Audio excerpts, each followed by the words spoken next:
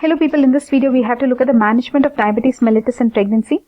So far we have looked at what it is and what exactly is overt diabetes, what is gestational diabetes mellitus, why does it happen, what is the classification, Priscilla-White classification, what are the complications for the mother, what are the complications for the fetus, what are the complications for the newborn, right? We have looked at all this and now we are looking at the management. Okay, so management of diabetes mellitus in pregnancy, guys, focus now. Pre-conceptional counseling, if it is done, then it is good, right? So basically the sugars should be under control, and that time, in case she has diabetes mellitus in the first trimester, you can reduce the chances of any anomalies, right, by keeping the glucose level under control. Okay, so she'll have to do self glucose monitoring, etc. Now then we will come to antenatal care. So this was before she got pregnant, right? Pre-conceptional. Now coming to antenatal care, we have to talk about diet here, right? In case she has diabetes mellitus, right? So you'll have to stabilize the blood glucose with the help of diet. You'll have to make sure that these people will take a little less diet than other pregnant women. Okay. So what is the diet they are saying here? See here. 25 to 35 kilocalories per kg per day. In normal pregnancy, it will be like 35 to 40 kilocalories. Here, around 30 kilocalories per kg for normal weight women. Okay, but if they are overweight, again they'll have to reduce it further. Then she has to maintain her glucose levels. Look at this. This is the way the glucose levels should be. Fasting should be less than 95. And postprandial sugar values should be less than or equal to 120. Guys, I'm just zooming this, just check this. These are important. Diet, less calories, but at least the less calories means that the same carbohydrate to protein to fat ratio should be there. Okay, let me tell you what that is also. So carbohydrate should be 40 to 50%, protein 20%, fat should be around 30%, and saturated fat should be less than 10%. Fat should be curtailed in case she is obese. Okay. Monitor sugar levels. Fasting sugar should be less than 95. Postprandial sugar value should be less than 120. See, we are not talking about normal woman. Our sugar values will be less only. But if she is a diabetic, she should maintain it at this level with the help of diet or any other drugs. Okay, like insulin or oral hypoglycemic agents. Okay, she should maintain her sugar levels. Okay, you can also take it as the HbA1c level should be less than 6. Okay, then what are we looking at? Management. Then you will always do ultrasound, right? And you will try to check for any congenital malformations of the fetus. You will assess the fetal well-being. Anyways, that we'll add it in the fetal section. Look at this fundus examination. You'll have to check her eyes, right? Then you'll have to monitor her blood pressure, which is not written here, but I'm guessing you'll have to check for her blood pressure, etc. But what we are thinking is, in case the glucose levels are maintained, everything else like nephropathy, retinopathy, heart disease, etc. can be ruled out, is it? At least the risk will be less, isn't it? Now let us look at this. What if diet doesn't help, right? Then you will have to give her some hypoglycemic agents, which can be oral hypoglycemic agents like glibenclamide, that's also called as glyburide or something, with metformin. Okay, so these are what are given. Insulin is the drug of choice. Okay, so look at this. So insulin is drug of choice. The other things oral is glyburide, glibenclamide. Okay, glibenclamide, okay, with metformin. See, glyburide, metformin. So these are the agents that the drugs that they will give for to the mother. Now we will move on to the management. We are looking at the fetus now. So you have to monitor the fetus. You will do ultrasound for checking for congenital anomalies, right? Then you will check. The mother will have to whenever the quickening and later, because there can be sudden intrauterine fetal death. They'll have to do daily fetal movement count, right? The baby will have to kick and they'll have to be sure that the baby is kicking and is fine, right? Otherwise she'll have to raise an alarm saying that It is not moving, right? Very important, because there can be sudden intrauterine fetal death. NST, non-stress test to check for the baby. Again, then biophysical profile. What do you do in biophysical profile for the baby? Let's check this.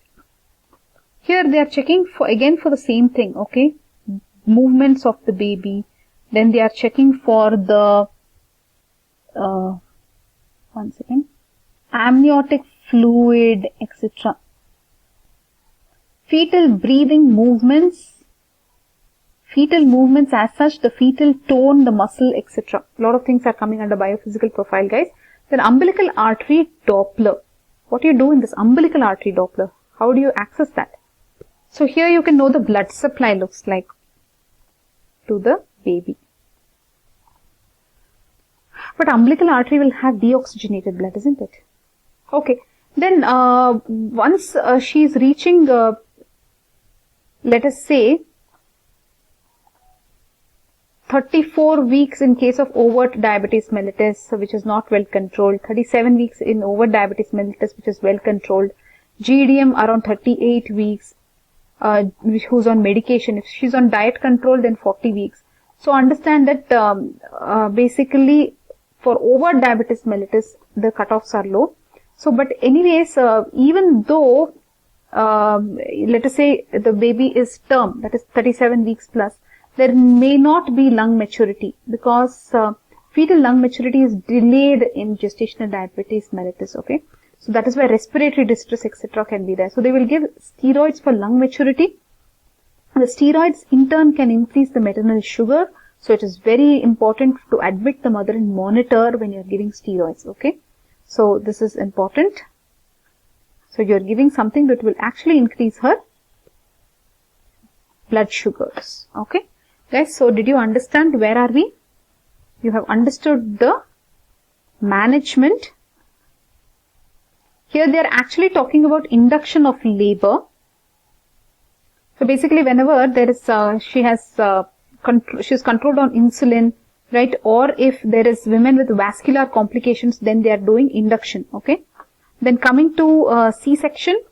C-section indications are like fetal macrosomia if it's greater than 4 kgs. Okay, or if there is diabetes with complications, we already told you that if it is retinopathy, then they will not, proliferative diabetic retinopathy, they don't want to take labor, right? They don't want to put labor, then it can cause renal detachment. So then what else are the indications for C-section and diabetes mellitus and pregnancy? Like a fetal compromise, right? So some fetal distress, I'm guessing. Elderly primigravida, again there will be rigid perineum. So basically these are standard indications for cesarean, isn't it? Then if she is having bad obstetric history, so high risk pregnancy, if there is some preeclampsia, polyhydramnios, malpresentation, so they will do for C-section, okay. When will you wait for a spontaneous onset of labor? Because we told you that if, see here, if she is on GDM on diet control, she is controlling her sugars well just on diet, then they are thinking about a spontaneous delivery, isn't it? The textbook says that you should never let the pregnancy go beyond the expected date, okay. Now we are done with this slide. Next, go to the next slide. Now the delivery has happened. What will you check in the placenta and cord? Because it will be a large placenta. The cord is thick, okay. So there will be increased incidence of single umbilical artery like we told you. And then you will see villus edema. So they will ask you, this means you'll have to write this. Okay. What is that? Syncytial knots, numerous cytotrophoblasts, thickened basement membrane. So all this if you want, this is called as placentosis. Placentosis, okay. How will the placenta be in diabetes mellitus and pregnancy, okay. Then, how will the puerperium be for these people? So you will give antibiotics because you want to reduce infection. You will have to, see, one thing is after the baby is delivered, the insulin requirement itself will drop, they are saying. Okay, because she's got this problem because of pregnancy. Now that the pregnancy is over, her insulin requirement also will be dramatically low. So they will do a fresh blood glucose level after 24 hours. Whatever insulin she was using before her pregnancy, that she can continue in case she was using. Okay. So they will encourage breastfeeding. Now let's look at the baby. Baby will basically, a neonatologist will have to be present right at the time of delivery. He'll have to treat asphyxia if it is there. He'll have to look for congenital malformations. Then he'll have to monitor the blood glucose, right? And basically there should be no hypoglycemia, otherwise there can be reduced glucose to the brain, which could be dangerous. That could lead to cerebral palsy, isn't it? Then these babies, similarly like all other babies, they are given 1 milligram of vitamin K intramuscularly, and these babies have to be breastfed within half to 1 hour, because they should not go into hypoglycemia, isn't it?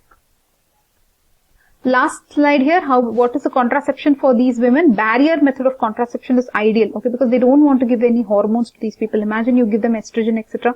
Estrogen is again insulinase action, isn't it? So they can take the low dose combined oral contraceptive pills, or they can take the progestin only pill, right?